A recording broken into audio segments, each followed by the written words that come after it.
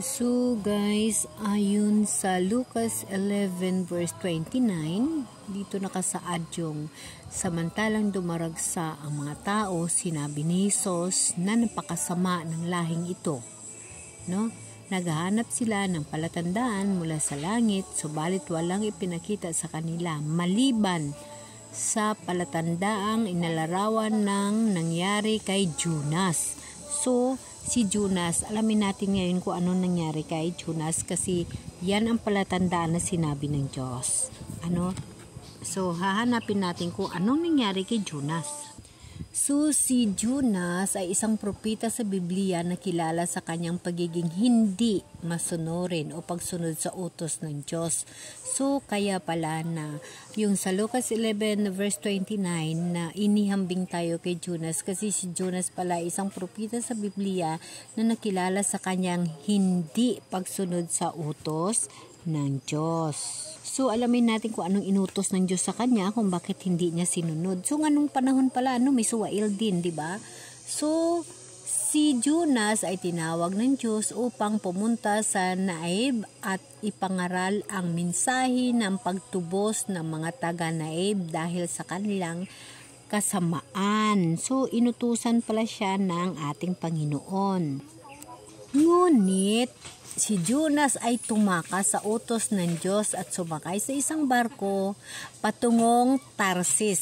Sa panahon ng paglalakbay, isang malakas na bagyo ang tumama sa barko at nalaman ng mga tripulante na si Jonas ang sanhi ng bagyo. So, ganun pala yun. Kasi suwail si Jonas. So, ang ginawa ng mga tripulante, si Jonas ay hinagi sa dagat at siya ay nilunok ng isang malaking isda.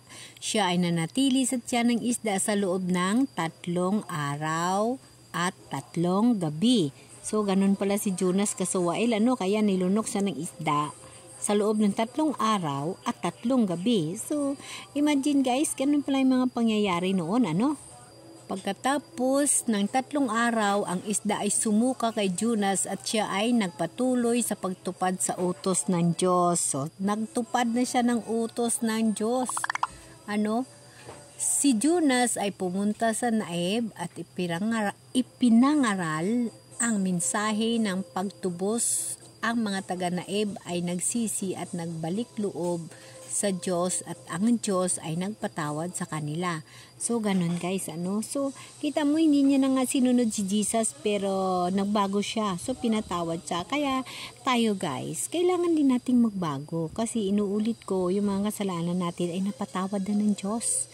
Dahil namatay si Jesus Christ sa cross. So, ang mga kasalanan natin ay napatawad ng Diyos. Ang kailangan lang natin, hindi natin ipagpatuloy yung ating kaugalian na masama, yung mga lahat ng kaugalian na hindi maganda, magbago ho tayo. So, ipapatuloy natin ang kwento ni Jonas. So, ang kwento ni Jonas ay nagpapakita sa kapangyarihan ng Diyos sa pagkontrol ng kalikasan at sa pagliligtas ng mga tao.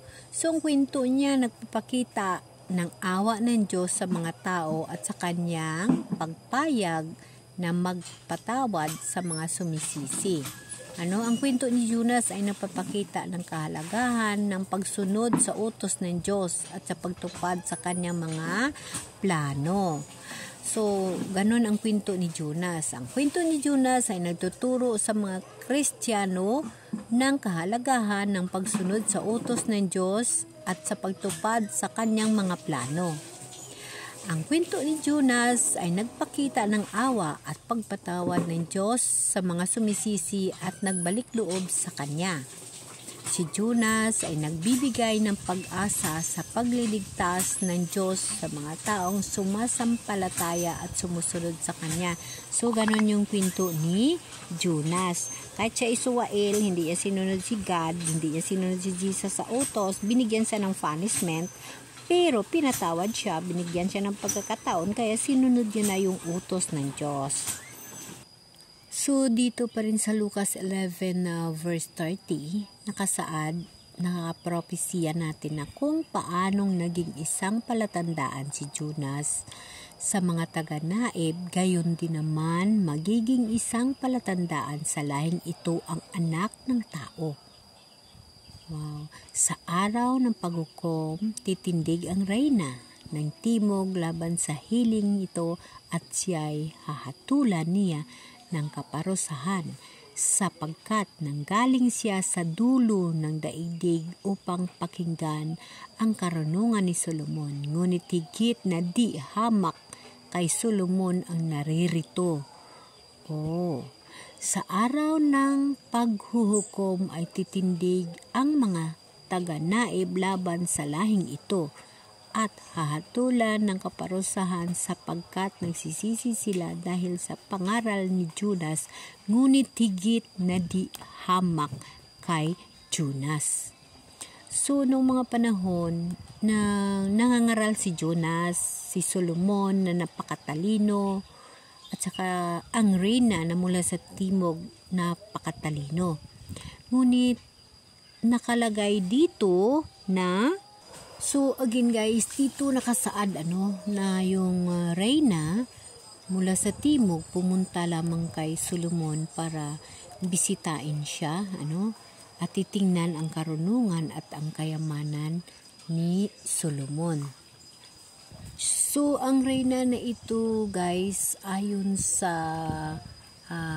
propesiya or sa tinatawag na kasulatan, ayon sa Biblia, Hari 10 verse 1 to 13 at 2 Kronika 9 verse 1 to 12, ang reyna ng Sheba ay dumalaw kay Hari Solomon ng Israel upang subukin ang kanyang karunungan at makita ang kanyang kayamanan.